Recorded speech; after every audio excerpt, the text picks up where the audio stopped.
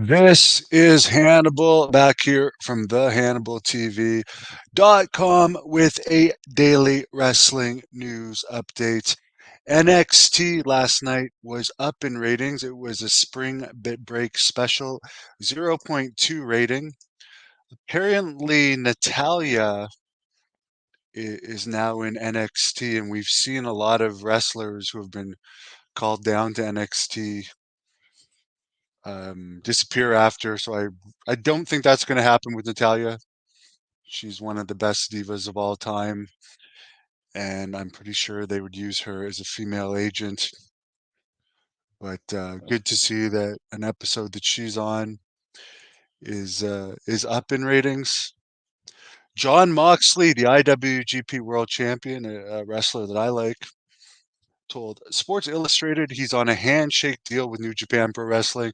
Of course, he is under contract to AEW that has an extensive deal with New Japan Pro Wrestling. Obviously, he is defending the New Japan IWGP title against Powerhouse Hobbs tonight. Now, am I the true IWGP champion since I pinned AJ Styles twice in one night back when he was IWGP champion in 2014?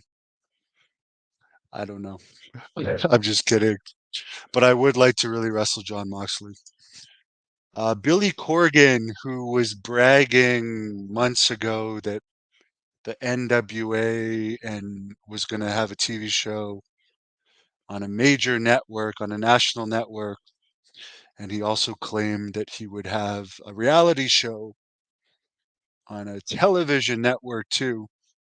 It's now come out that it's going to be called Billy Corgan's Adventures in Carney Land for the reality show, and it's only going to be on the CW app, which, by the way, you guys can tell me what you think, but I think I don't know if it's an exclusive deal they have with the app or what, but ever since they've moved to the app, you hear almost nothing about NWA other than surprise, surprise, here's another announcement.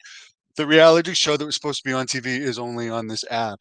And I think they've always had, like, instead of just putting their content out free on YouTube regularly for a while, like it was under a paywall on Fight, and now it's like on an app that I don't even know if that app exists in Canada. And I think you have to have the CW network to get the app. I'm not sure, but you never hear. I couldn't even tell you who the NWA champion is. EC3 was the last one. Who I don't know. I don't. I think he beat Tyrus for it, but Tyrus was getting a lot. As much as people hated Tyrus when Tyrus was champion, there was a lot more buzz about the NWA, in my opinion. And I'm not just saying that because I used to be roommates with him. He was wearing it on Fox, and a lot of people were complaining about it that didn't like him, but at least there was talk, and you would see NWA in the news. This thing about Corgan's reality show being on the app is the first thing I've seen about the NWA in the news in a while, and that's kind of disappointing news because people were speculating that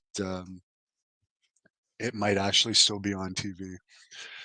But as far as the three major companies, Brandon Thurston of WrestleNomics did a podcast on this channel, Business of the Business, with John Paz and Levy, I think his name is. Sorry if I'm mispronouncing it.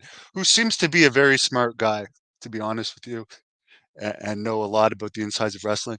And the interesting thing that they were talking about in one post is who's number three.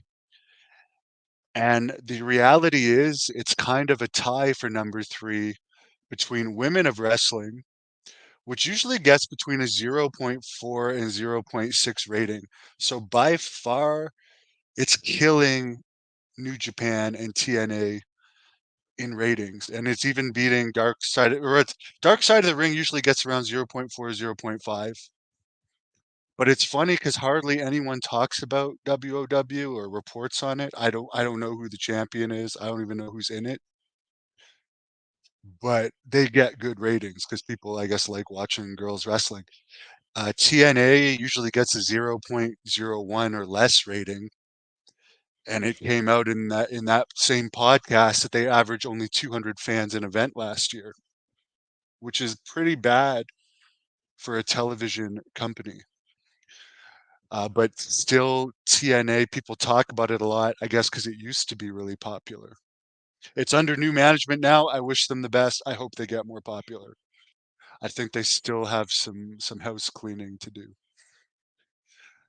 And then New Japan apparently gets an even less rating than TNA. It's also on Access, but they don't run as often as TNA in the US, but they draw much better than TNA. So if you look at it from a rating standpoint for the third company, WOW is by far the closest to AEW and WWE in ratings.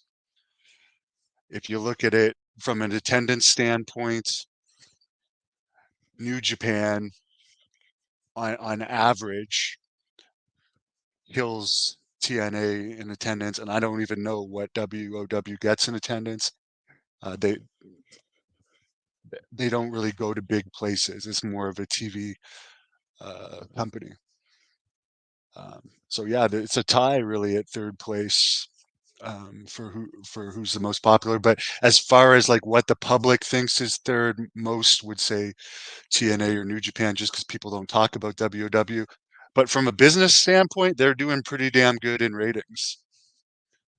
And they also mentioned that same podcast is like AEW is taking all of New Japan's top stars. So yes, they're working together and stuff. And it's a good in a way it's good for New Japan, but in another way, AEW signing all their top stars. So is New Japan still gonna have first crack at all of those stars? Yard Pimp says salute to you too. Although I'm certainly not drinking anytime soon because I am training. Been having great workouts. I haven't even had a day off in like 13 days from working out, and I'm feeling great and seeing progress every day. Training for Napanee, Ontario, Schools Out Slam, about 2 hours from Toronto, 2 hours from Ottawa, Saturday, June 28th. I will be returning to the ring for this. Paul Roma is going to be there, Mario Mancini, Angel Medina from ECW. It's going to be ladies wrestling. Jumping Jack Kilby will also be there with the big money players. What's up, David?